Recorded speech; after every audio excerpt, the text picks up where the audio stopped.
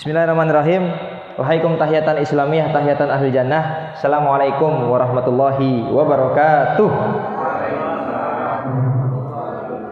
Alhamdulillah wa syukurillah wa la hawla wa la quwata illa billah. Asyhadu an la ilaha illallah wahdahu la syarikalah wa asyhadu anna Muhammadan abduhu wa rasuluh. Allahumma sholli ala Muhammad wa ala alihi wa ashabihi ajmain, amma ba'd. Pripun kabare jamaah sekalian? Alhamdulillah malam hari ini kita dapat berkumpul di masjid yang insyaallah penuh berkah ini dalam ikhtiar kita dalam thalabil ilmi. Dalam sebuah hadis Rasulullah SAW bersabda, "Man kharaja fi thalabil ilmi kana fi sabilillahi hatta yarji'a." Barang siapa yang keluar dari rumahnya menuntut ilmu agama atau ilmu apapun itu, kata Rasulullah SAW, kana fi sabilillah hatta yarji'ah. Dia kembali seperti orang-orang yang berjihad di jalan Allah. Allahumma. Baik, kalau kemarin Ustadz Sultan dengan Ustadz Bian sudah menyampaikan terkait pengantar public speaking dan juga bagaimana cara membuat pidato dan lain sebagainya, maka kesempatan kali ini saya diminta untuk menyampaikan kiat-kiat terkait artikulasi, intonasi, apalagi menarik perhatian, dan yang biasa kita rasakan yaitu demam panggung, ya. Tahu-tahu ketika berdiri disuruh menyampaikan pidato langsung demam, kan begitu. Nah, ini kalau saya mengatakan mohon maaf jamaah sekalian, ngomong depan orang itu kematian kedua setelah kematian sesungguhnya. Maksudnya gimana? Kamu maju, ngomong di depan, mati aku. Masya Allah. Nah, jadi banyak yang mengatakan itu kematian kedua setelah kematian sesungguhnya. Sebelumnya mohon maaf, karena mohon maaf memang kami di MSM ini tidak hanya bergerak di bidang dakwah, tapi juga di bidang motivasi, yang pastinya Islamic motivasi. Jadi kami sering diminta untuk ngisi motivasi di kampus ataupun di sekolah, terutama kalau SMP, SMA mau UN begitu ya, ataupun di masjid-masjid kajian keislaman. Maka biar lebih semangat kita ice breaking dulu, ya. Tenang, insya Allah ice breakingnya sudah sesuai dengan protokol kesehatan, gitu. Jadi tidak, biasanya ada ice breaking yang seru itu Pak, tangkap begitu. Tapi karena ini social distancing, jadi nggak bisa begitu ya. Saya carikan ice breaking yang sesuai dengan protokol kesehatan begitu.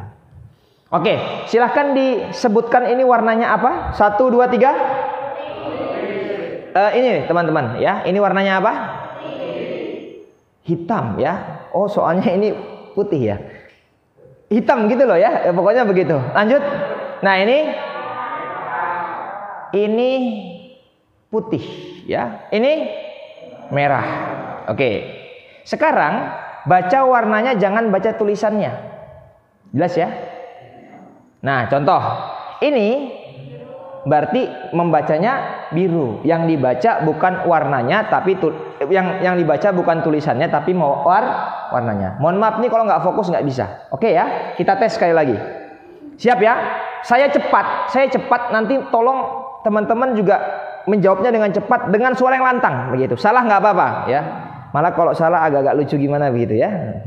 Siap ya? 1, 2, 3. Kurang cepat. Apa ini? Kurang semangat. Lagi. Hati-hati. Dikit lagi. Semangat.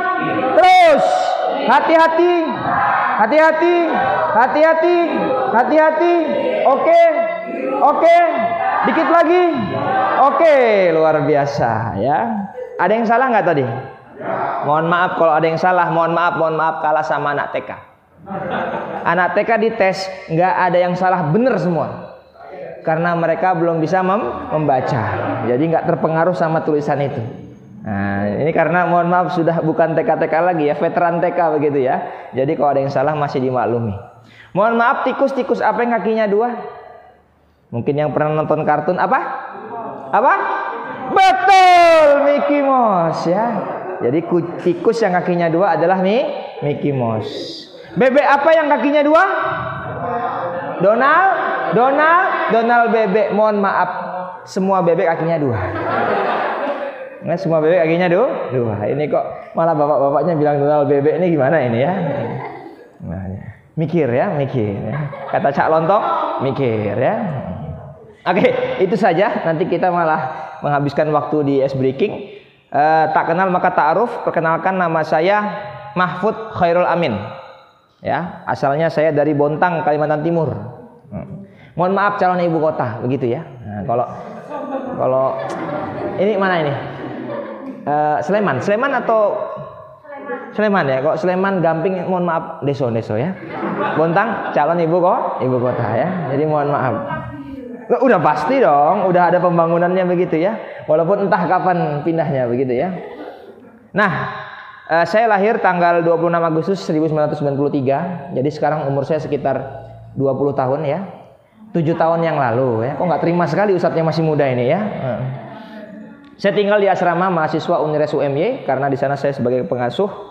Yang penting ini, bagi yang punya Instagram, nah ini, follow Instagram saya kalau mau dapat 1 minute booster. Nah, jadi bukan selfie nggak jelas, tapi isinya adalah motivasi pencerahan 1 menit. Nah, jadi kalau di follow itulah luar biasa nanti, insya Allah manfaatnya. Jangan lupa YouTube saya, like, subscribe, and share. Nah, jangan lupa dinyalakan loncengnya begitu ya. Yang ketawa-ketawa berarti paham, yang diam-diam aja apa maksudnya begitu ya Pak. Jadi, mungkin, nah, saya dulu mondok di Gontor.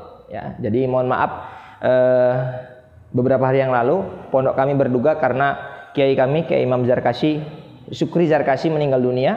Ya, kita berdoa Allahumma firlahu warhamhu wa'afi wa'fu anhu. Kemudian selesai dari Gontor 6 tahun, saya ngajar di Lampung setahun. Kemudian saya ngambil S1 di HI UMY. Jadi Ustadz Sultannya di kelas saya angkatan 2012, Ustadz Sultan ini angkatan 2013 begitu. Walaupun wajahnya memang lebih tua beliau ya. Kemudian selesai dari UMY, saya lanjut di UGM. Hari-hari saya sebagai trainer dan motivator nasional. Jadi kalau lihat saya di TV, nggak usah heran begitu ya. Di TV maksudnya. Karena cuma di Jogja ya. Kemudian saya sebagai kepala program dan juga pengasuh di Unires UMY. Jadi asrama mahasiswa UMY. Makanya saya tinggal di sana. Kemudian saya juga founder dan trainer MSM Inspiration. Jadi MSM Inspiration ini yang mendirikan saya, Ustadz Sultan dan Ustadz Maulana. Jadi kita bertiga. Kemudian alhamdulillah sekarang kita sudah punya 10 trainer ya. Kemudian saya sebagai dosen tamu di Politeknik Akamigas ya, dan juga saya juga membantu PPP Adal Quran sebagai trainer begitu. Itu saja mungkin untuk perkenalan. Yang penting di follow Instagramnya ya itu. Oke, kita masuk ke materi kita, yaitu public speaking. Artikulasi, intonasi, menarik perhatian dan demam panggung begitu ya. Saya tidak akan banyak berputar di pengertian karena kemarin sudah disampaikan oleh Ustadz Sultan, tapi kita akan lebih mengembangkan apa saja yang ada dalam public speaking itu. Ya, baik. Kalau dari segi pengertian kan the art of skill of speaking to the usually large group of people. Jadi public speaking itu seni. Ya, saya ulangin lagi, seni berbicara di depan banyak orang. Makanya kalau orang tidak punya seni dalam berbicara, maka itu terkadang membosankan. Ya, kadang apalagi kalau baca teks, baca terus sampai selesai, ya, dan lain sebagainya. Jadi itu merupakan seni. Makanya tiap orang punya gaya bicara yang berbeda. Kalau kita lihat dulu ada kiai yang sangat luar biasa namanya Zainuddin MZ, itu cara bicaranya enak, renyah sekali. Sekarang ada Ustadz Abdul Somad, itu renyah tapi lebih membara. Walaupun kalau saya perhatikan penataan katanya jauh lebih tertib dari MZ daripada Ustadz Abdul Somad. Tapi memang gayanya beda-beda. Kalau Agim gaya-gaya orang Sunda, betul kan begitu ya. Tenang, santai gitu kan dan sebagainya. Oke. Ya ini kemarin sudah disampaikan juga sama Ustadz Sultan. Nah, tujuannya ada 3, menyampaikan informasi kepada audiens. Jadi public speaking itu bukan hanya yang saya sampaikan seperti ini, tapi nanti sebelum sholat Jumat, pengumuman itu juga public speaking. Khotib menyampaikan khutbah public speaking. Kalian di kelas maju, atau sekarang ada, ini kelas berapa ini? SMP? Angkat tangan SMP? Oke, SMA? Mahasiswa? Apalagi nih atasnya itu? Purna mahasiswa ya? Atau veteran sekolah begitu ya. Yang kedua menghibur. Maka mohon maaf saya pribadi kalau saya ngisi kajian, ngasih motivasi ataupun apapun itu, saya berusaha mengambil kata-kata yang bisa menghibur, setidaknya membuat audiens itu tersenyum begitu loh, walaupun mulutnya nggak kelihatan ya. Nah, begitu. Kenapa begitu? Karena kita itu Kadang-kadang, apalagi mohon maaf, kalau kajian-kajian itu, kajian motivasi itu kan kadang-kadang audiens itu sudah stres, sudah banyak masalah gitu loh. Nanti ikut pengajian ditambah lagi masalahnya sama ustadznya kan begitu. Jadi kita menghibur audiens. Nah, yang paling penting dari itu adalah mempengaruhi audiens. Saya pernah ikut kajian seminar motivasinya Ipo Santosa. Dia itu suka bahas terkait sedekah. Bener itu, setelah seminar motivasi, wah terpengaruh kita. Itu kantong bisa kita kosongkan untuk sedekah. Karena apa? Yang disampaikan itu masuk langsung terpengaruh. Jadi begitu. Ini ada kota amal muter nggak nih? Ya. Kalau ada ntar saya kasih motivasi sedekah itu ya. Langsung masuk itu ya. Nggak ada Pak. Wah luar biasa, kaya sekali masjid ini ya. Oh begitu. Jangan-jangan jamaahnya transfer semua nih. Wah luar biasa itu. Ya. Ustadz hari gini kok masih kenceleng begitu ya. Udah. Oke. Nah, manfaatnya mengurangi ketidaktahunan. Jadi memberikan informasi sehingga yang diberikan informasi itu mendapatkan informasi yang baru. Mengurangi tekanan, memperbaiki hubungan. Nah, ini penting juga. Terutama mungkin bagi bapak-bapak yang sudah menjadi orang tua di rumahnya atau menjadi pemimpin bagi saudara-saudaranya atau yang menjadi orang-orang yang dituakan. Itu penting public speaking. Kenapa?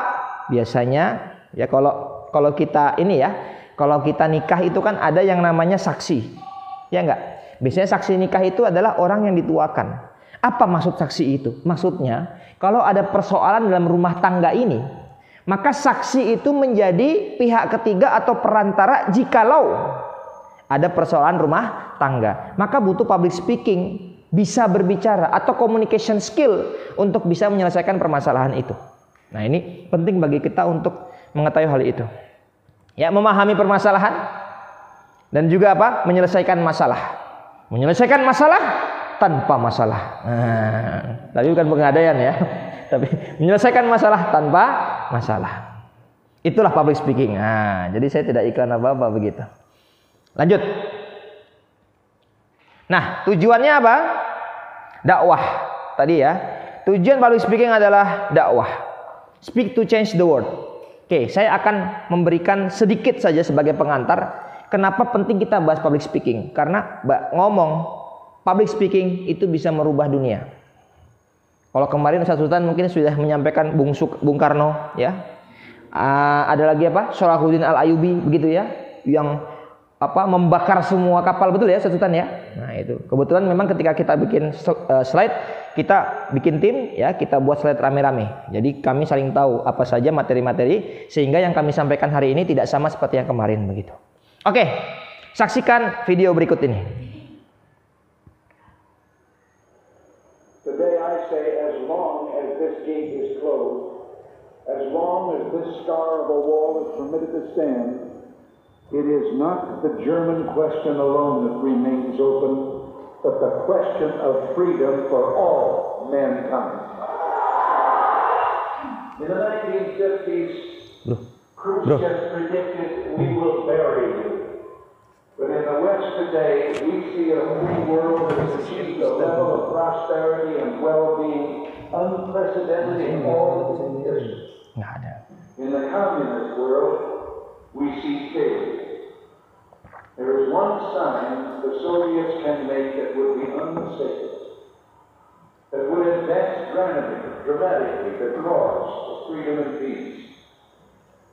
General Secretary Gorbachev, if you seek peace, if you seek prosperity for the Soviet Union and Eastern Europe, if you seek liberalization, come here to this gate. Mr. Gorbachev, open this gate.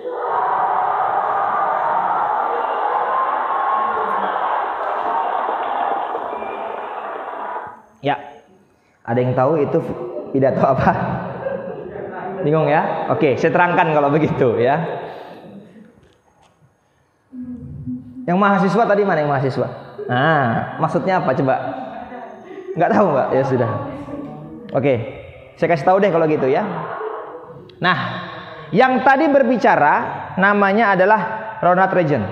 Dia adalah Presiden Amerika pada tahun 1987.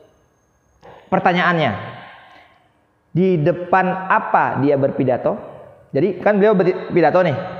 Belakangnya ada tembok. Itu tembok apa? Ada yang tahu kira-kira? Tembok Berlin. Tembok Berlin adalah yang memisahkan antara Jerman Barat dengan Jerman Timur. Nah, teman-teman sekalian, ya, setelah pidato ini apa yang terjadi? Runtuhlah tembok Berlin. Dan Uni Soviet terpecah menjadi 10 negara, yang paling besar namanya Rusia. Jadi saya ingin menyampaikan, gara-gara pidato yang simple tadi, itu bisa menyelesaikan atau mengakhiri yang namanya Perang Dingin. Perang Dingin ini bahkan disampaikan lebih dahsyat daripada Perang Dunia. Karena Soviet dan Amerika tuh benar-benar mencari sekutu sebanyak-banyaknya. Jadi dari pidato singkat tadi, ya, makanya kan tadi Ronald Reagan mengatakan, Gorbachev, tear down this wall, open this wall, hancurkan dinding ini. Nah, gara-gara itu dihancurkan, maka bersatulah Jerman Barat dengan yang Timur, berakhirlah Perang Dingin. Itu bukti bahwasanya memang public speaking itu bisa merubah dunia. Nah, sekarang Ustadz, tapi kan nggak semua orang terlahir punya bakat untuk bicara. Kan ada orang-orang yang pendiam, ada orang-orang yang memang hobinya berbicara. Nah, maka jawabannya adalah, seberapa besar bakat Anda untuk bisa bicara? Ada anggapan bahwa kesuksesan seorang hanya ketika beretorika atau bakat. Namun tidak selamanya bakat menjadi faktor penentu kesuksesan. Maka ada 3 L untuk bisa public speaking. Yang pertama adalah apa? Lahir atau dia memang berbakat. Itu yang pertama. Yang kedua apa? Lingkungan. Nah, ini lingkungan. Ya, hari ini malam ini lingkungan kita mendukung kita untuk bisa public speaking. Kenapa? Ada training public speaking. Bahkan setahu saya ini ada 4 pertemuan ya. Itu sudah lebih dari cukup sekali. Ya. Yang ketiga, latihan. Maka saya sering mengatakan, semakin banyak latihan, semakin bisa. Ya. Dulu saya, alhamdulillah memang dari SD saya suka public speaking. Pidato, baca puisi. Kalau setiap ada pelajaran bahasa Indonesia, ada puisi, saya pasti maju. Ada pelajaran bahasa Indonesia, menceritakan kisah yang ada di buku bahasa Indonesia, saya maju. Nah, suatu ketika, saya lulus dari pondok, kuliah di UMY. Nah, saya diminta untuk mewakili UMY lomba debat bahasa Arab. Nah, ini public speaking. Saya sudah biasa, tapi pakai bahasa Arab. Wah, bingung. Maka saya latihan. Setiap hari latihan. Ini Ustaz Sultan juga beberapa kali sering ikut bersama saya untuk latihannya. Kalau beliau ini biasanya lombanya nasyid. Kalau nggak nasyid, pidato, kan begitu. Kalau saya debat bahasa Arab, susah. Tapi setelah latihan lama-lama bisa. Jadi penting, lahir, lingkungan, dan latihan. Jadi semakin banyak latihan, semakin bisa. Ya, rekan-rekan sekalian nanti kalau ke Inggris, itu anak-anak kecil itu, wah bahasa Inggrisnya castis-cus, masya Allah. Kita pergi ke Arab sana, anak kecil itu, ahlan wa sahlan, ahlan bik, kaifa halu, alhamdulillah, gitu coba. Kita nggak bisa. Tahu kenapa? Mereka sering latihan bahasa Inggris, sering latihan bahasa Indonesia. Loh, saya tuh ngeliat anak-anak kecil bahasa Jawa, pinter, heran loh Pak.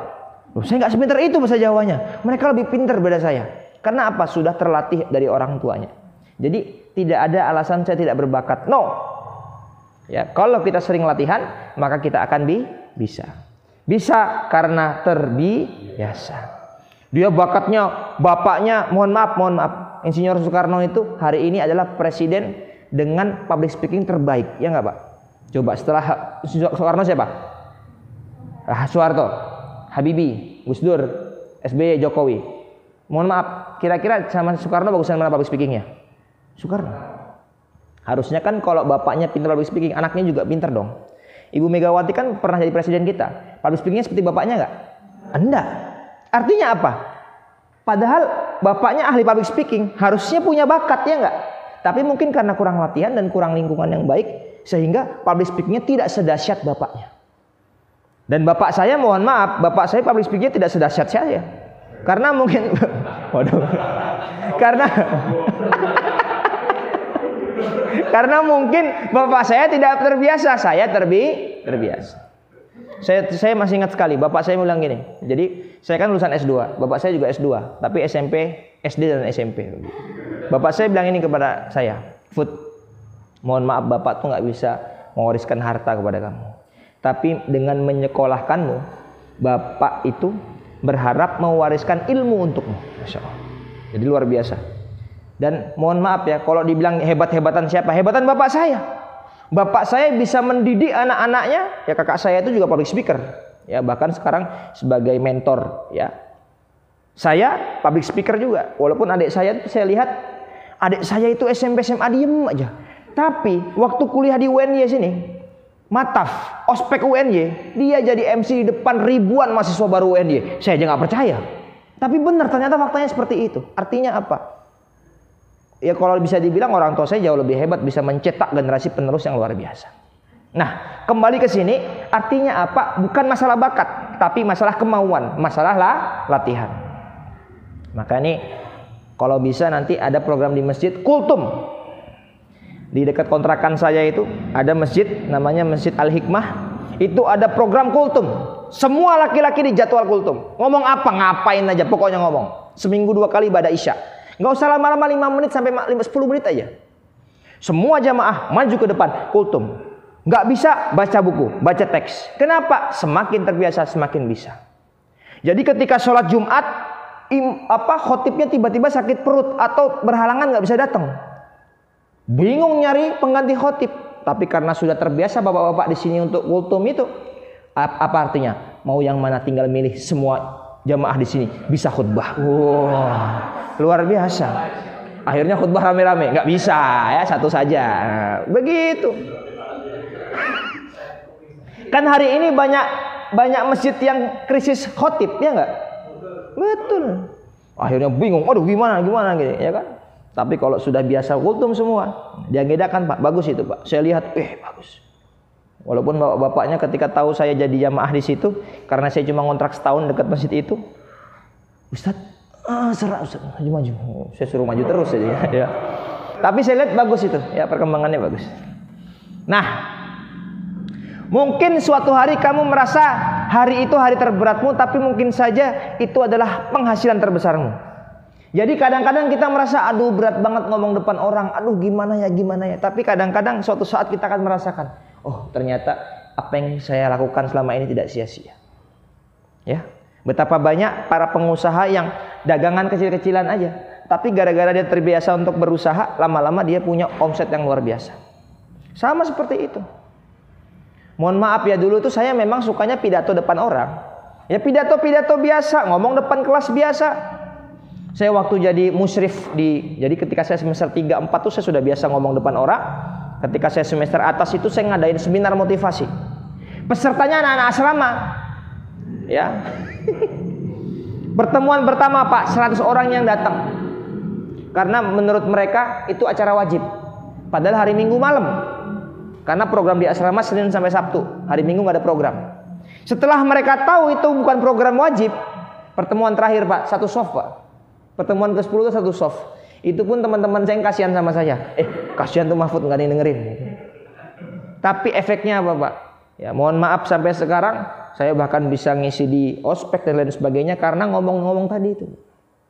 Ya, karena saya suka mungkin diminta dikasih nasihat, saya kasih nasihat. Di kelas saya presentasinya maksimal begitu kan.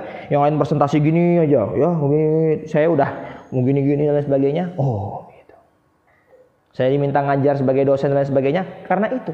Jadi kadang-kadang kita merasa aduh berat, tapi lama-lama itu adalah penghasilan prestasi terbesar saya.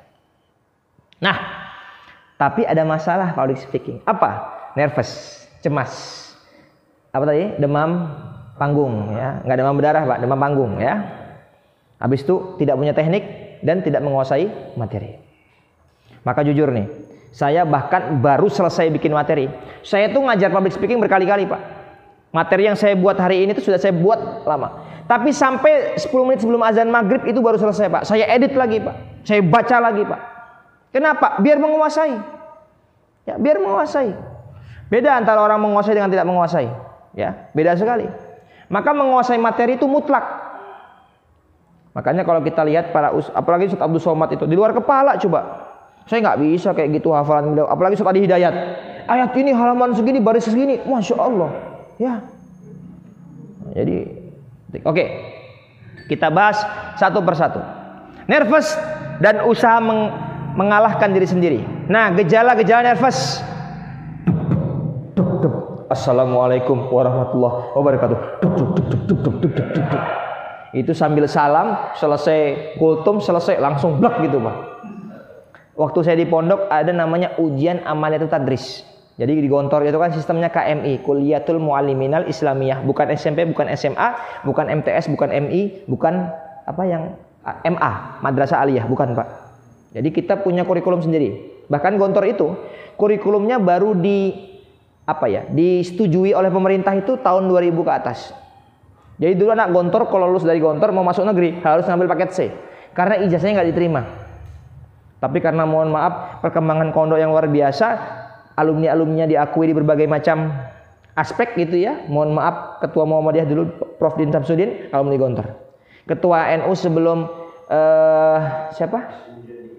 Pak Akil Sirot Hasyim Muzadi alumni Gontor. Jadi mohon maaf karena kiprah alumni yang luar biasa baru diterima, Pak. Jadi hari ini alhamdulillah ijazah Gontor yang semua bukunya bukan dari pemerintah, bahkan buku kimia itu Pak bikin sendiri, Pak. Jadi saya bisa ketemu penulis buku kimia itu, Pak. Bab pertama, Bapak Kimia Dunia namanya Jabir Ibnu Hayyan. Islamisasi pendidikan, Pak. Ya. Nah, itu ada tes Pak untuk anak kelas 3 SMA namanya Amaliyatul Tadris. Tes ngajar depan orang dan nggak boleh bahasa Indonesia. Pilihannya cuma 2, mau ngajar bahasa Arab atau bahasa Inggris. Dan itu Pak, kita ngajar 40 orang, disaksikan 20 orang berdiri, teman kita, dan 3 ustadz yang duduk. Setiap kesalahan kita Pak dicatat, Pak. Annal mudarris ghairul mu'addab. Pemateri tidak sopan. Kenapa? Sembarangan batu. Nulis papan tulis, weh salah nulis, pakai tangan, seret. Annal mudarris la yahfadun nadhofah. Pengajar tidak menjaga kebersihan. Kenapa? Karena dia menghapus papan tulis dengan tangan. Salah ngomong, annal mudarris la yastau'ibal daras. Pengajar tidak menguasai materi. Apa? Salah ngomong. Bayangin, Pak. Wah, itu luar biasa. Saya latihan. Dari 20 teman saya, satu yang paling kritis, namanya Mehdar. Saya ajak, bro, briefing yuk. Yuk. Ini dia menyimak, saya ngajar. Selesai itu, dia evaluasi. Food, kamu salahnya gini, 1, 2, 3, 4. Oke, besoknya saya perbaiki. Catatan berkurang. Kenapa? Sudah saya perbaiki sebelumnya. Ada Pak, baru masuk, assalamualaikum. Ada kayak gitu. Bayangin coba. Kenapa? Tidak menguasai materi. Nervous. Ya, jantung bergetak semakin kencang, lutut gemetar, berkeringat. Saya belum keringatan ini ya. Kalau saya keringatan agak-agak panas aja di sini ya. Bukan karena ini ya. Pusing, mata berair, lupa materinya, lupa. Nyamuk ya. Kan banyak yang seperti itu ya. Oke, lanjut. Penyebabnya apa? First experience. Pengalaman pertama. Mohon maaf bapak-bapak malam pertama kan juga canggung, ya kan? Iya. Ya. Teman-teman gini deh. Pertama kali bertamu ke rumah orang, canggung nggak? Canggung. Tapi kalau habis ini selesai materi malam hari ini pulang ke rumah sendiri, canggung nggak? Oh kadang-kadang nggak salah langsung masuk aja toh. Kenapa? Udah bukan pengalaman pertama. Mohon maaf kira-kira kalau melihat saya menyampaikan malam hari ini, mohon maaf ya dari awal sampai terakhir. Itu kira-kira ini pengalaman saya ngomong depan orang keberapa kali coba? Nggak terhitung. Ya. Kenapa? Di sini pertama, betul Pak, betul. Di sini pertama ya. Yang kedua apa? Suasana baru. Habis itu apa? Menjadi pusat perhatian. Seolah-olah mata tertuju kepada saya. Makanya saya bikin slide Pak, biar mbak-mbaknya ini nggak terlalu fokus ke ustadznya begitu, lebih ke sini ya. Habis itu apa? Merasa berbeda dan tidak percaya diri. Trauma masa lalu. Loh, ada loh orang lagi pidato dilempar sepatu, ada nggak Pak? Loh, Presiden Amerika itu George Bush atau Donald Trump itu pernah dilempar sepatu kok. Ya. Mohon maaf, kemarin ada ustadz lagi ceramah ditusuk, ya, Syekh Ali Jabir. Saya pikir Pak, beliau istirahat Pak. Enggak, lanjut lagi coba. Itu mohon maaf ya, manusiawi dong. Ketika lagi ceramah pernah ditusuk, selanjutnya dia ceramah. Kebayang-bayang, manusiawi nggak? Manusiawi. Tapi beliau lanjut aja, luar biasa. Bahkan beliau maafkan itu pelaku itu ya. Selanjutnya apa? Tidak siap tampil. Jadi waktu saya di pondok, kenapa? Biasanya kalau anak-anak Gontor tuh pedenya kebangetan Pak. Karena seminggu kita harus 3 kali pidato Pak. Kamis siang berbahasa Arab, Kamis malam berbahasa Indonesia, Minggu malam berbahasa Inggris. Seminggu 3 kali Pak. Saya sekolah di Gontor 6 tahun Pak. Jadi berapa kali saya pidato itu ya? Kalau sebulan itu 4 kali, sebulan 4 minggu, seminggu 3 kali, berarti sudah 12 kali. Loh, kayak saya 6 tahun itu berapa kali Pak? Jadi memang terbiasa ya. Nah ini jadi teman-teman sekalian, ini adalah penyebab kecemasan, apalagi trauma masa lalu. Jadi kalau misalnya nih, ya misalnya, wah ini masukan dari Ustaz Mahfud bagus nih, langsung dicoba di sini kultum. Nah, kok rasanya nggak maksimal gitu? Jangan baper, jangan, aduh kayaknya aku nggak bisa. Abis itu sudah, no, maju terus. Saya pernah bicara itu, keringatan, banjir keringat Pak, keringatannya minta ampun. Dan bapak-bapak, ibu-ibu sekalian perhatikan, yang saya lakukan malam hari ini adalah agar saya tidak nervous. Jujur saya nervous, tapi yang saya upayakan biar saya tidak nervous. Kalau seandainya saya nggak bikin PowerPoint, saya nggak ada slide seperti ini, saya tidak ada video, saya akan jauh lebih nervous daripada saya menggunakan ini. Itu apa? Upaya kita, ya. Karena nervous itu manusiawi. Maka kalau nervous, kalau tidak berhasil, kalau gagal sekali, jangan baper. Baper itu bawa perasaan. Nih, saya katakan orang baper itu orang paling menderita di dunia. Kita lihat video berikut ini. Ya masuk. Saya lagi sesak gitu ya. Bagian apa? Tidak ada. Tapi makan apa? Nah ini makan lontong dong. Lah, kok bisa sesak? Makan itu lagi. Tidak makan. Komisi. Tidak obat ya. Ada. Agak pegel nggak badannya? Ya agak pegel. Jangan dulu ya. Beli guling, belah. Cuma napas ya? Kamu diputusin ya? Udah. Minggu jangan ada sambil lihatnya kalau makan, nggak boleh. Ya.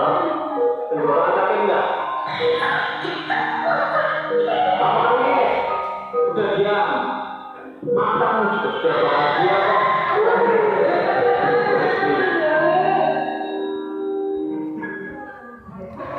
Jadi orang baper itu orang paling menderita. Ya, pulang dari masjid. Harusnya kan ini motivasi dari saya. Termotivasi malah galau Pak. Pakai sendal, ya Allah, sendal ada pasangannya, aku nggak ada. Ya, misalnya besok hari Kamis, tanggal merah, mau jalan-jalan lewat ring road. Harusnya jalan-jalan happy ya nggak Pak? Ring road itu bisa ada truk lihat ke kanan, ya Allah, truk aja ada yang gandeng, aku nggak ada. Yang mahasiswa atau yang sudah bekerja, dapat gaji, dapat penghasilan akhir bulan, ya ini kan tanggal berapa? Baru dapat gaji, ngambil duit di ATM, harusnya bahagia malah galau. Ya Allah, ATM aja sudah bersama, aku masih mandiri. Jadi orang baper itu orang paling tersiksa di dunia. Dan mbak-mbak sekalian, ya mas-masnya, jangan pernah pacaran. Jangan pacaran, karena pacaran dalam Islam itu haram. Tidak ada pacaran. Ya. Lanjut. Jangan gampang baper, teruslah berusaha. Ustaz Abdul Somad. Udah sama belum? Ya begitulah ya. Nah, bagaimana cara mengatasinya? Persiapkan latihan. Nanti bapak-bapak atau mbak-mbak ya, public speaking itu dipakai dimanapun.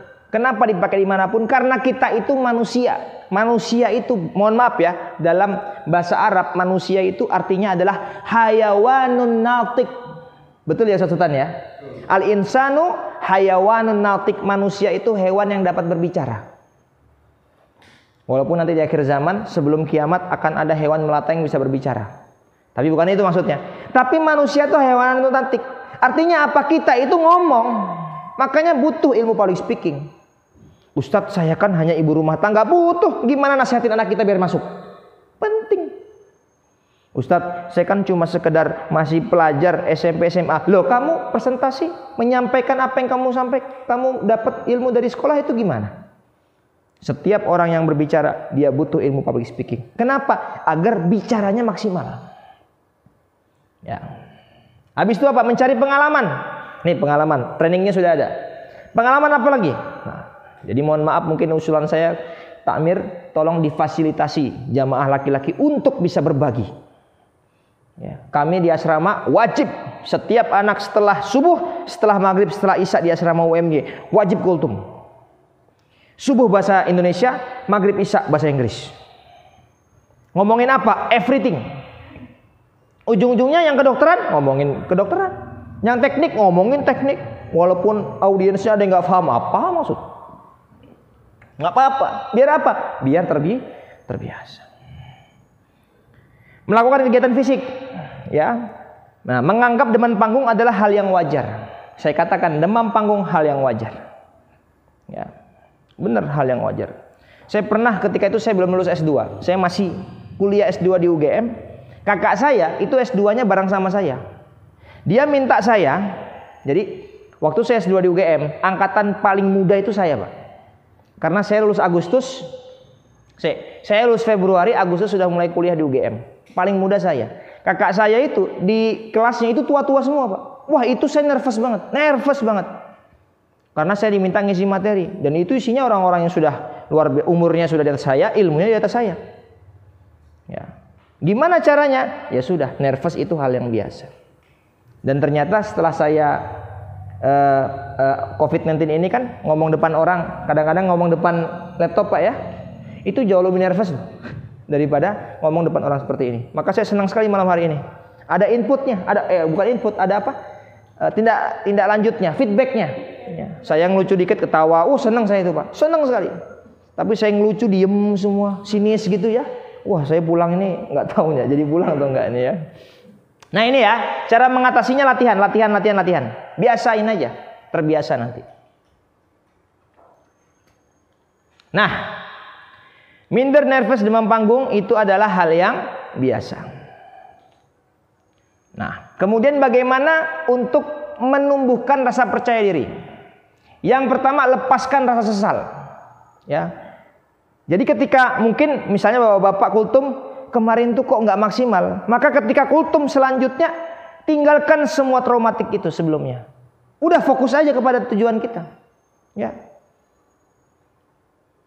Yang ketiga, jangan takut gagal. Karena banyak orang hari ini mereka tuh sudah menyerah sebelum bertanding. Maju. Aduh, aku kan nggak bisa. Itu namanya menyerah sebelum bertanding. Kalau saya ngasih motivasi beasiswa, siapa yang pengen beasiswa di luar negeri angkat tangan? Loh, kok kamu nggak mau angkat tangan? Aduh Pak, TOEFL susah. Kamu sudah menyerah sebelum bertanding. Banyak. Ya. Dan banyak di antara kita, kalau saya itu menganggapnya gini Pak, kaki gajah. Jadi gini, oke, saya terangkan. Saya punya pertanyaan, bagaimana cara mengikat atau menjinakkan gajah liar? Caranya Pak, gajah ditembak bius, gajah tidur, kakinya dirantai Pak. Dia bangun, dia berdiri, dia lari, jatuh Pak, karena ada rantainya. Akhirnya capek, lapar, dikasih makan sama pawangnya Pak. Kenyang, semangat, sehat lagi, berdiri lagi, lari lagi, jatuh.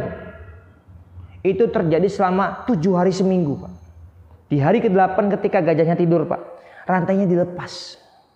Pertanyaan saya, rantai dilepas, lari nggak Pak gajahnya Pak? Enggak lari. Kenapa? Rantai yang sudah nggak ada di kaki itu sudah nggak ada memang di kaki, tapi sudah pindah ke pikiran gajah itu. Maka dia nggak akan lari. Kenapa? Dia mikir, kalau aku lari pasti jatuh. Padahal nggak ada rantainya. Itu namanya rantai gajah. Apa Ustadz hubungannya sama materi kita? Kita banyak rantai gajah di pikiran kita. Aku nggak bisa bahasa Inggris. Aku nggak bisa ngomong depan orang. Aku kalau ngomong pasti nggak berhasil. Itu namanya rantai gajah di pikiran kita. Lepaskan semuanya. Ya, apalagi perbaiki persepsi diri. Makanya kalau kata motivator, bisa, langsung bisa. Ya harus latihan juga ya.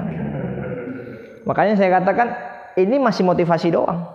Wah, sekarang menggebu-gebu. Nah, besok langsung diagendakan, Pak. Ini mumpung jamaahnya lah, saya kasih motivasi kan masih menggebu-gebu nih. Langsung besok subuh dijadwalkan. Siapa yang mau kultum? Gitu ya. Lanjut, jangan takut gagal. Penampilan maksimal. Penampilan maksimal itu dari pakaian juga. Dari pakaian juga. Saya biasa pakai jas. Tapi jas yang bisa saya pakai sudah nggak muat lagi, Pak. Jadi saya sekarang udah nggak pakai jas. Ustaz Sultan saya lihat kemarin pakai jas, ya. Hah? Oh, kotor ya sekarang. Dalam hati saya, itu buatnya barang saya, Pak. Buatnya barang saya itu. Tapi dia masih muat, saya enggak. Artinya saya baru gemuk, dia dari dulu gemuknya. Habis itu apa? Mengingat semua sukses masa lalu. Jadi prestasi-prestasi kita tuh perlu juga kita ingat. Biar apa? Biar kita pede. Jadi mau melangkah ke mimbar, set. Ranking 1 di kelas 2 SD. Mimbar kedua, set. Ranking 3 satu sekolah. Keempat, set. Dapat 100 matematika. Nggak apa-apa. Ya kalau prestasinya itu mau apa lagi kan begitu. Tapi kalau juara nasional, wah makin tegak tuh, Pak. Juara internasional, wah terbang dia itu, Pak. Jadi percaya diri itu bisa ditumbuhkan dengan hal-hal itu. Ya. Kalau di masjid, aku pernah jadi imam. Nah, itu percaya diri itu. Nah, kalau mbak-mbaknya, aku pernah duduk paling depan, naik prestasi, ya perlu itu ingat. Nah, teknik public speaking, variasi suara. Jadi nggak boleh datar aja. Ini, mohon maaf ya, khutbah Jumat itu kebanyakan datar aja, makanya jamaah ayo makin khusyuk gitu. Saya itu kalau khutbah Jumat, Pak, ada yang ngantuk, Allahu Akbar, pokoknya gitu-gitu ya. Marah langsung saya biar embung gitu dalam hati, rasakan kamu ya. Saya khutbah tidur gitu. Ustaz Abdul Somad tuh, perhatikan kalau bapak-bapak, ibu-ibu sekalian, mbak-mbak sekalian, pernah nggak nonton khutbah Jumat Ustaz Abdul Somad yang paling pertama yang bikin beliau viral? Pernah ini belum? Itu soal ini Utsmani ya, Khilafah Utsmaniyah. Cari itu. Beliau pakai jubah Timur Tengah. Waktu itu Ustaz Abdul Somad nggak booming, Pak, nggak booming sama sekali. Kalau pinternya dari dulu emang pinter, tapi nggak booming. Nah, gara-gara khutbah Jumat beliau yang itu booming beliau. Coba ditonton, menggelegar, Pak, menggelegar suara, semangatnya luar biasa. Ya, karena dulu khutbah Jumat seperti itu, nggak ada mikrofon. Ya, bayangkan coba bagaimana para khotib-khotib di mimbar itu, nggak ada mikrofon. Wah, itu harus sangat menggelegar itu. Apa itu? Ekspresi wajah. Ya. Kalau senyum-senyum ya. Senyum itu rumusnya 225. 2 cm ke kanan, 2 cm ke kiri, ditahan selama 5 detik ya, jangan 5 menit. Habis itu apa? Kontak mata. Jadi kalau diperhatikan, saya lihat semuanya. Tapi, ada tapinya nih. Secara psikologi, laki-laki itu nggak bisa menatap lama. Semua laki-laki. Padahal perempuan, ini kadang-kadang kenapa kok wanita merasa tidak dihargai? Karena mereka tuh kalau ngomong curhat itu, Pak, pingin dilihatin gitu. Tapi semua laki-laki nggak bisa memperhatikan dengan lama tuh nggak bisa.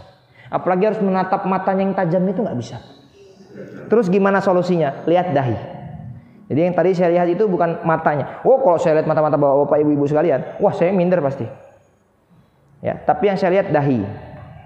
Kenapa? Kalau mata kita nggak kuat. Ya, dahinya, dagunya, pokoknya jangan di mata. Karena kalau di mata itu enggak, atau maskernya saya lihat, nah itu lebih aman. Habis itu bahasa tubuh. Makanya saya duduk bisa-bisa aja. Tapi saya lihat kalau saya duduk, saya tidak akan semaksimal ketika saya berdiri. Kenapa? Karena berdiri saya ada bahasa tubuh. Saya jalan ke sana, jalan ke sini, kan, dan lain sebagainya. Ya, nanti akan saya berikan contoh. Nah, variasi suara, volume, ya, naik turun. Apa lagi? Jangan bicara dengan nada datar. Contoh, tolong. Saya kasih 3 nada. 1, tolong. 2, tolong. 3, Tolong. 4. Tolong. Kira-kira kalau ada kebakaran, yang paling jos yang nomor berapa, Pak? Yang terakhir. Coba ada yang bilang, tolong. Tolong. Ada yang datang nggak nolong? Nggak ada. Itu pentingnya intonasi, Pak.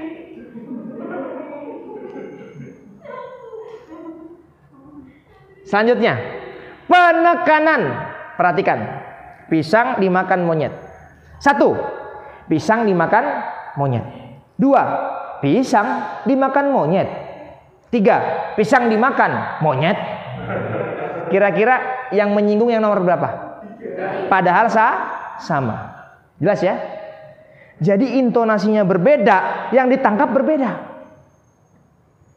Ya, tadi mohon maaf itu cuma contoh loh Pak ya. Jadi saya tidak mengatai apa-apa begitu. Walaupun ada pisang goreng juga ya. Tapi saya suka sekali pisang goreng, makanya saya makan langsung ya.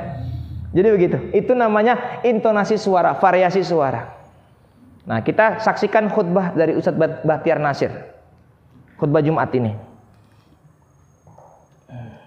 Di usia balik, apa yang paling membahagiakan dari seorang ayah dari anak laki-lakinya?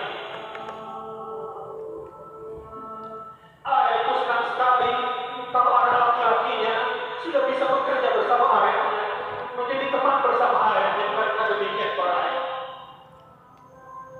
Betapa bangga ayah kalau tanpa disuruh anak pertamanya bangun sholat subuh dan membangunkan adik-adiknya, bahagia sekali.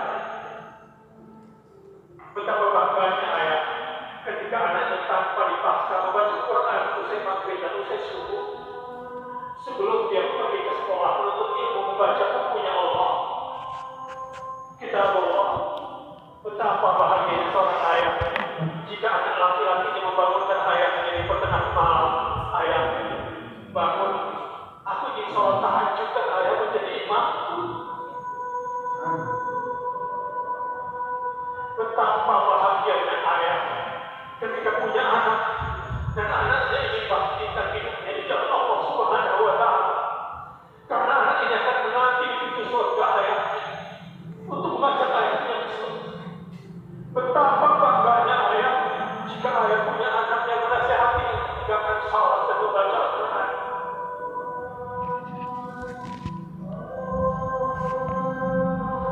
Ya. Tadi itu adalah contoh khutbah Jumat Ustadz Bahtiar Nasir. Kira-kira kalau khutbah Jumatnya seperti itu, jamaah itu merenung, merefleksi diri, atau kira-kira ngantuk jemaah sekalian? Merenung pasti. Ya Allah, aku sebagai ayah apakah sudah punya anak yang soleh? Apakah aku sebagai anak sudah jadi soleh belum sama orang tua? Kan begitu. Tapi kalau bagaimana seorang ayah ketika kan begitu semua tidurnya. Jadi bagaimana intonasi itu sangat berpengaruh. Jadi begini Pak, kan orang-orang yang mau pengajian seperti malam hari ini kan sedikit jumlahnya. Ya. Jadi mohon maaf, apalagi orang-orang yang sibuknya minta ampun. Mereka itu dapat nasihat agama itu dari khutbah Jumat tok. Nah pertanyaannya, kalau khotib-khotib itu datar, tidak semangat, kan percuma. 15 menit yang golden time itu bisa mendapatkan motivasi pencerahan agama yang luar biasa, tapi karena khotibnya biasa-biasa aja, akhirnya tidak dapat, kan begitu. Nah maka public speaking itu penting, terutama untuk menambah ilmu kita ya. Nah, bicara artikulasi, saya kasih contoh. Saya biasanya kalau misalnya ngisi kajian, saya membuat kata-kata, biasanya begini, ya. Sholat harus tepat waktu. Kenapa? Karena sholat yang paling utama di hadapan Allah adalah sholat yang tepat pada waktunya. Maka jangan sok sibuk. Orang yang sibuk itu contohnya gimana? Subuh kesiangan, zuhur kerepotan, asar di perjalanan, maghrib kecapean, isya. Loh, kok tahu? Ini pengalaman atau pengetahuan ini ya, Masya Allah. Kenapa kok bisa kompak dengan mengatakan ketiduran? Karena di opening sudah saya buat kata-kata, saya sudah alhamdulillah ya. Masya Allah. Tahu aja Pak, teh saya habis Pak. Cocok ini. Alhamdulillah.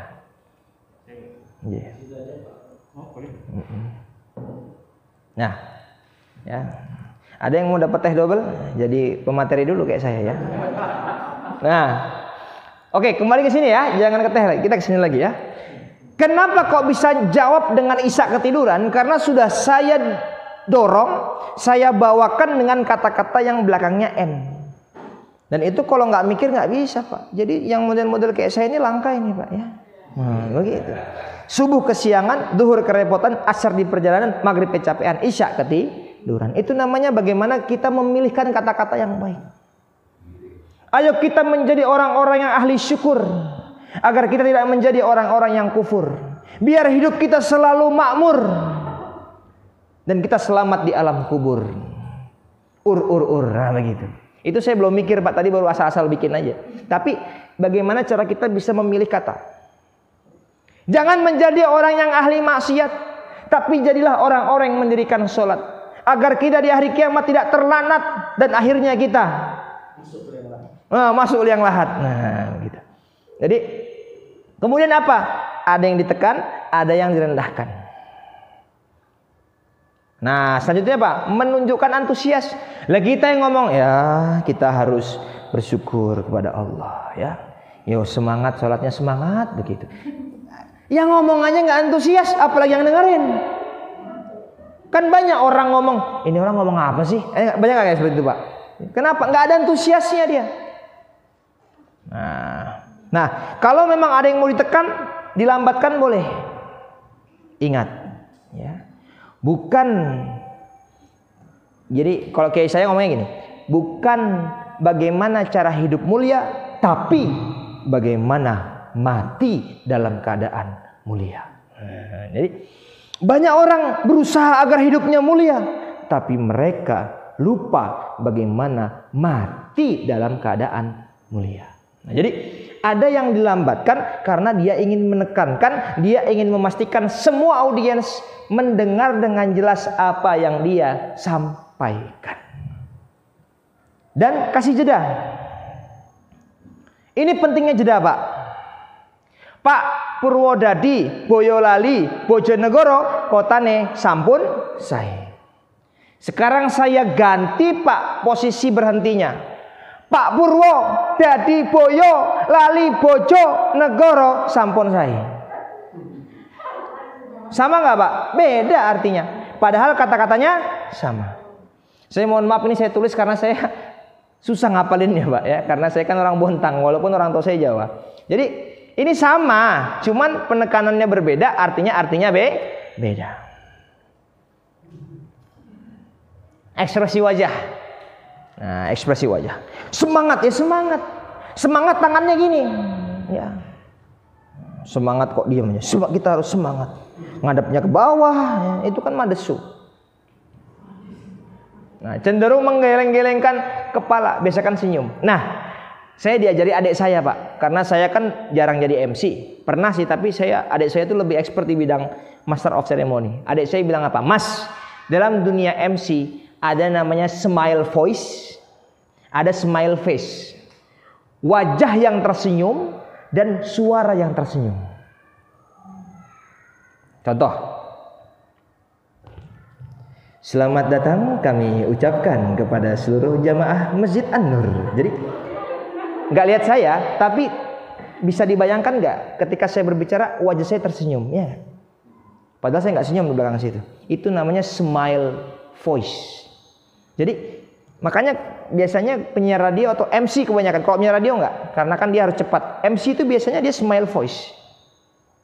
Bahagia sekali kita pada malam hari ini, ya, dalam acara pelatihan public speaking yang diadakan oleh Takmir Masjid An-Nur bekerjasama dengan MSM Inspiration. Nah, jadi namanya smile voice. Jadi suara yang tersenyum. Jadi mendengarnya tuh enak gitu. Itu ada ilmunya. Ya. Nah, jadi biasakan tersenyum. Ya. Kalau nggak bisa smile voice, ya smile face. Wajahnya yang tersenyum. Karena senyum tuh nular, Pak. Ya.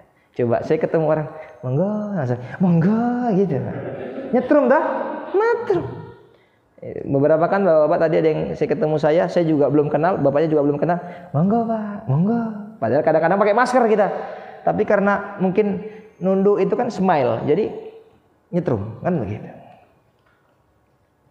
Nah, maka lebih baik berdiri. Berdiri lebih baik daripada duduk. Apalagi berbaring, wah itu nggak dapat. Habis itu bang, menguasai materi. Nah, menggunakan tangan untuk alat bantu. Ya. Habis itu apa? Tidak menggurui. Nah, gimana cara tidak menggurui? Kutip kata-kata ulama, kutip ayat Quran, kutip hadis.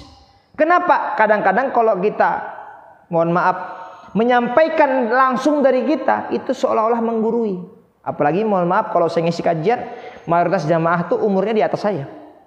Itu kalau menggurui tidak baik. Maka gimana? Kata kiai kami, saya tadi mengatakan itu, bukan dan sebagainya. Kalau enggak, kata Imam Syafi'i, dengan mengutip kata orang, kita terkesan tidak menggurui. Nah itu. Ya. Nah, poin-poin ini itu jauh lebih terkesan tidak menggurui daripada saya bilang ini. Catat, 1, lebih baik berdiri. Itu kan kayak menggurui. Tapi saya kasih di sini tanpa saya ucapkan, rekan-rekan sudah bisa mendapatkan. Nah, ini bisa mengurangi rasa menggurui, Pak.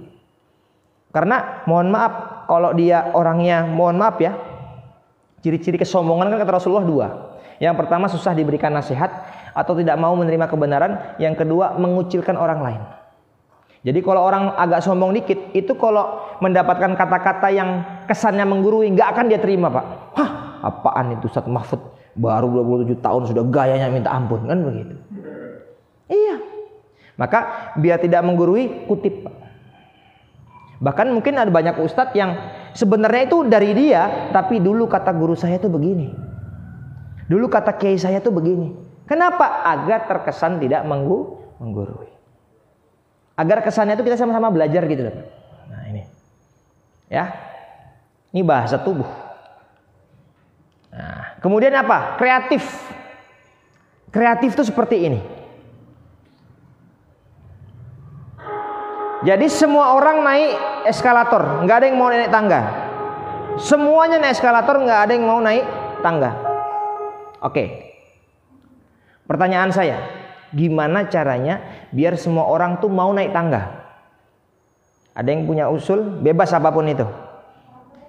Eskalatornya ditutup. Ada lagi, eskalatornya dimatiin. Itu namanya menyelesaikan masalah dengan masalah baru. Nah, karena fungsi eskalator itu jalan, ya enggak?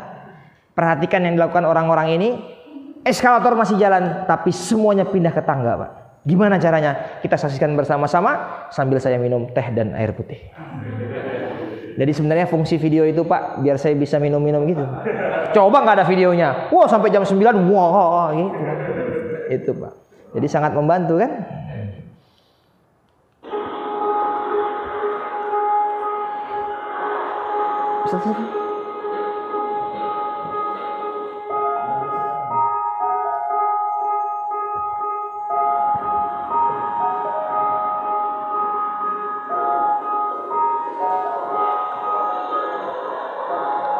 Mereka tidak mematikan eskalator, tapi malam hari itu tangganya disulap, Pak. Tangga malam hari itu disulap, pagi hari orang-orang kaget semuanya. Jadi apa? Jadi piano, Pak.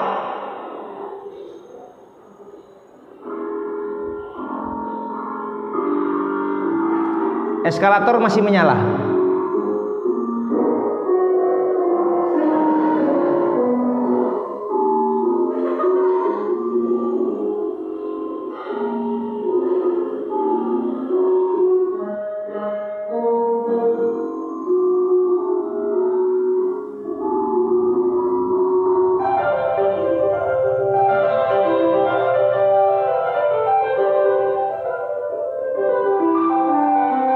Akhirnya semua orang naik eskalator, naik tangga.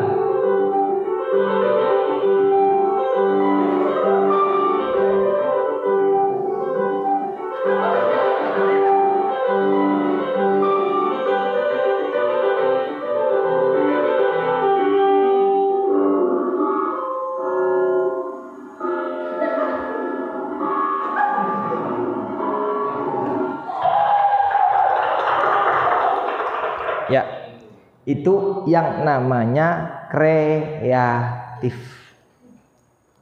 Public speaker harus kreatif. Maka dalam Quran disampaikan, kemarin Ustaz Sultan sudah menyampaikan ya, ud'u ila sabili rabbika bil hikmah wal mau'izatil hasanah. Hikmah itu hikmah, mau'izatil hasanah nasihat yang baik, Pak. Kadang ya, kita kalau ngasih nasihat nggak masuk, Pak. Tapi kalau menyampaikan hikmah masuk. Imam Syafi'i itu, Imam Syafi'i muridnya Imam Ghazali bukan? Gimana? Jadi Imam Syafi'i itu muridnya Imam Ghazali, betul ya? Oke. Imam Syafi'i itu muridnya Imam Ghazali. Mereka diskusi, Pak. Soal apa? Soal takdir Allah. Imam Ghazali bilang apa? Kalau Allah sudah menakdirkan, kita bisa mendapatkan apa yang kita inginkan tanpa berusaha. Kata Imam Ghazali. Imam Syafi'i mengatakan apa? Enggak. Kita harus ikhtiar, harus usaha. Kalau nggak usaha, nggak bisa mendapatkan apa yang kita inginkan. Wah, ini dua guru sama murid berdebat. Setelah itu Imam Syafi'i pergi, Pak. Ketika itu ada orang mau panen anggur. Apa dalam pikiran Imam Syafi'i? Wah, saya mau membuktikan apa yang saya ucapkan. Dia tolong itu, Pak, orang yang panen anggur. Selesai nolong, Pak, dapat bonus anggur. Wah, dapat anggur, langsung lari ke tempat gurunya Imam Ghazali. Imam Ghazali baru selesai ngajar, Pak. Wahai guru, lihat ini. Saya berusaha membantu orang panen anggur, saya dapat anggur. Maka apa yang saya katakan benar. Apa kata Imam Ghazali, Pak? Saya lebih benar. Tadi sebelum ngajar saya mikir, wah kayaknya makan anggur enak nih. Habis ngajar datanglah anggur itu. Itu Imam Ghazali pingin mengajarkan hikmah, Pak. Kalau cerita yang terkenal itu kan ada seorang guru, kiai sayang banget dengan seorang santri. Ini santri yang lain cemburu, Pak. Mau diceramahin gak mempan ini santri-santri yang lain. Apa yang disuruh, Pak? Mereka semua sama santri favoritnya kiai ini dikasih ayam sama dikasih pisau, Pak. Disuruh ngapain? Disuruh nyembelih ayam di tempat yang tidak ada satupun yang bisa melihat. Pergi semuanya, Pak. Ada yang nyembelih di atas pohon, ada yang nyembelih ngumpet-ngumpet. Datang mereka semua, Pak. Ayam sudah terpotong, Pak. Santri yang kesayangan kiai ini datang, ayamnya masih hidup, Pak. Oh, yang lain apa? Gitu kesayangan, disuruh motong ayam aja nggak bisa. Ditanya, kenapa kok nggak dipotong? Pak Kiai, saya sudah kemana-mana, Pak Kiai. Tak satu pun tempat di mana saya bisa menyembelih ayam ini kecuali Allah menyaksikannya. Kiai ini mau mengajarkan hikmah kepada murid-murid yang lain. Itu namanya hikmah. Loh, kok jadi ke situ? Nah, hikmah itu butuh kreativitas. Oh, banyak kisah, Pak. Abdullah Azam. Wah, banyaklah kisahnya. Ya. Nah, kreatif itu kayak pisang goreng. Cocok nih. Mana pisang gorengnya? Punya saya sudah habis soalnya.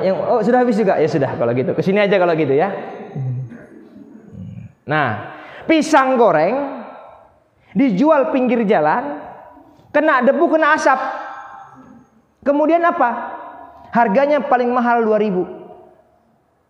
Ya, namanya pisang goreng terbuat dari pisang. Yang kedua namanya lapis legit, Pak. Nggak ada di pinggir jalan gitu.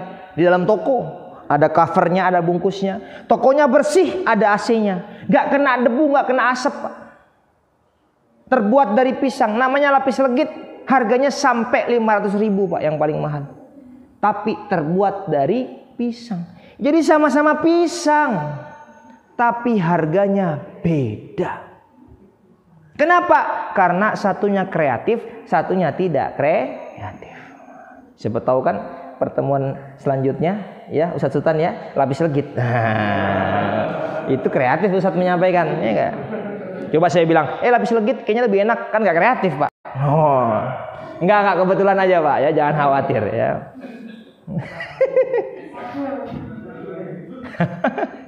Tapi jelas ya, itu yang namanya kreatif. Public speaking juga seperti itu. Coba mohon maaf di sini ya. Ada nggak yang hafal nama 25 nabi? Coba angkat tangan dikit aja. Ada nggak? Mbak-mbaknya hafal nggak nama-nama nabi? Coba mohon maaf. bukannya sombong. Yang hafal nama-nama nabi yang katakan coba. Mohon kerjasamanya. Oke, 1, 2, 3. Oke. Mohon maaf Pak, nama-nama nabi itu ngafalinnya pakai lagu atau nggak pakai lagu Pak? Pakai lagu. Tahu kenapa? Guru kita kreatif. Coba, semua di antara kita di sini pasti pernah belajar sejarah. Salah satu sejarah adalah ada yang namanya ASEAN. Ya, ASEAN. ASEAN itu organisasi negara-negara se-Asia Tenggara. Saya mau nanya, tanggal berapa ASEAN berdiri? Tak kasih duit 50.000 yang bisa jawab. Ayo. Jangan Google. Saya tahu Pak, 8 Agustus 67. Tahu dari mana? Guru saya ngajarin Pak. Apa yang dia lakukan? Semua kalian harus bikin lagu judulnya ASEAN. Selamat tinggal kekasih gelapku, ASEAN, gitu Pak. Nyanyi pokoknya. Saya bikin lagu, oh ASEAN Association, South Van ASEAN Nation, oh ASEAN berdiri di Bangkok. Tanggal 8 Agustus 67. Itu gara-gara guru saya kreatif Pak. Coba matematika. Ton, kuintal, habis itu apa? Tahu ya, ton, kuintal, habis itu kosong, baru kilo. Kok bisa tahu Ustadz? Guru saya ngajarin tong kawah kosong, kok hanguskan dagangan garam dengan cangkir mangkok. Tong, ton, kawah, kuintal, kosong, sret, kok KG, hanguskan HG, dagangan DAG, garam gram, dengan DG, cangkir CG, mangkok MG. Kreatif Pak. Kilometer, habis itu apa? Kamu hektometer, habis itu guru saya Pak, kamu harus diamen demi cinta mamamu. KM, HM, DAM, M, wah. Idgham migunah apa saja? Mim, nun, waw, ya, manawa ya. Kol-kolah. Ba, jim, dal, to, kof, baju, di, to, ko. Itu namanya kreatif. Jelas ya? Bagaimana guru-guru terdahulu jauh lebih kreatif daripada yang sekarang. Itu yang namanya kreatif. Oke, kok jadi bahas itu kita ya? Nah, membuat perhatian, busana yang baik, on time. Karena kalau nggak on time, bad mood nanti. Jamaah udah siap, ustadznya belum datang. Wah, tapi saya udah datang duluan, jamaah belum ada. Kan jamaah, ustadz gitu kan. Karena orang kalau kan jadi ada film judulnya Critical 11. Jadi kita itu menilai orang dari 5-8 menit pertama kali ketemu orang itu. Sesudahnya dia udah nggak nilai kita Pak. Habis itu apa? Nah, audio, ya, video, pendukung yang lain, kemudian kemukaan sasaran, ya. Habis itu apa? Menyampaikan manfaat. Jadi kadang-kadang kita perlu disampaikan. Apa sih manfaat public speaking? Biar apa? Sudah tahu manfaatnya, bergairah untuk belajar.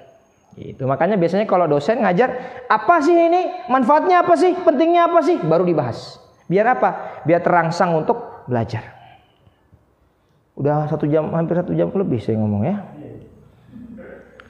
Saya udah 1 jam lebih ya, satutan ya. Kerasa nggak Pak? Enggak. Dek kerasa nggak Dek? Enggak. Saya kerasa sekali. Nah, ini tinggal duduk ketawa ke TV. Saya yang ngomong, habis 2 kelas loh. Ya kerasa sekali ya. Nah, ini contoh bagaimana menggunakan media yang lain. Perhatikan, ini cuplikan film 5 Menara. Anwar Fuadi, Negeri 5 Menara.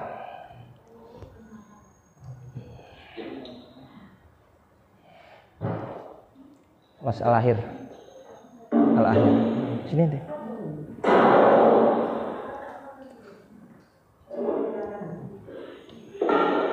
Gimana habis ini tanya jawab, habis itu tugas gitu ya?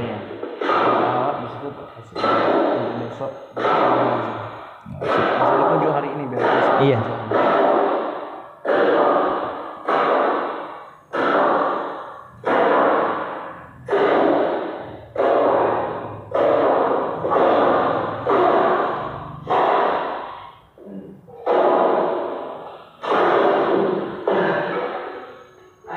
Nonton belum?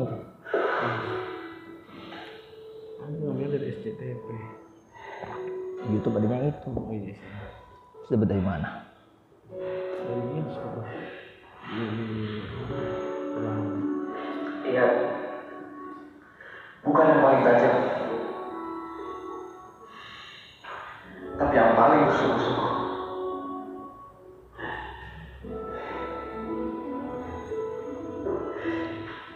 Manjada wajada.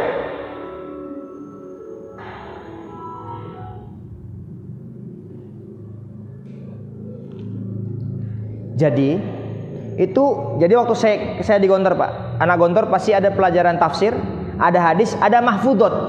Mahfudot itu kata-kata mutiara bahasa Arab yang kita terjemahkan ke bahasa Indonesia agar menjadi pegangan kita dalam hidup. Yang paling pertama pasti manjada wajada. Ya, tapi perhatikan cara guru itu menerangkan manjada wajada. Dia bawa parang yang tumpul sama kayu yang kuat, dia pukulkan sampai patah. Apa kata dia? Bukan yang tajam, tapi yang bersungguh-sungguh dia yang bisa menghancurkan kayu itu. Baru dia mengatakan manjada wajada. Itu sampai Anwar Fuadi ketika sudah umur 30-40 tahun bikin buku judulnya Manjada Wajada, gara-gara dulu waktu kelas 1 SMP punya guru yang seperti itu. Bekas. Saya waktu ngajar Amanatul Tadris yang saya ceritakan itu, ada vocab bahasa Arab namanya dirhamun, uang. Maka saya bawa sekeping uang itu saya taruh kresek, dirhamun. Saya punya teman bawa sarang burung, Pak. Ada yang bawa koper, isinya itu macam-macam. Untuk apa membawa itu? Jadi bagaimana kita bisa memanfaatkan kreatif menggunakan media juga untuk apa? Untuk memberikan public speaking yang baik begitu. Sama kayak apalagi anak-anak kan lebih suka yang visual. Makanya sekarang kenapa radio kalah sama TV? Karena radio cuma telinga, tapi TV merangsang mata kita juga, kan begitu. Makanya lebih menarik. Kalau bisa dengan gerakan itu lebih luar biasa. Maka sekarang ada metode hafalan Quran yang dengan gerakan. Biar apa? Jauh lebih terasa daripada hanya dengan hafalan begitu saja. Oke, itu saja. Do the best, lakukan yang terbaik. But don't think the best. Jangan pernah berpikir kita sudah yang terbaik. Siap untuk bisa berbicara. Mohon kerjasamanya. Saya sudah teriak-teriak daripada isya sampai jam segini. Jawab ini aja nggak mau ya. Siap untuk berlatih public speaking? Siap untuk memperbaiki komunikasi? Siap untuk sukses dunia akhirat? Siap untuk masuk surga? Maka mulai hari ini tanamkan dalam diri kita, dijawab dengan kompak. Bukan karena semua baik kita tersenyum, tapi karena kita tersenyum semuanya menjadi baik. Kurang semangat. Bukan karena hari ini indah kita bahagia, tapi karena kita bahagia hari-hari menjadi indah. Kurang semangat. Bukan karena mudah kita yakin bisa, tapi karena kita yakin bisa, segala sesuatu menjadi mudah. Wallahu a'lam bishawab. Kurang lebihnya mohon maaf. Assalamualaikum warahmatullahi wabarakatuh. Waalaikumsalam warahmatullahi wabarakatuh.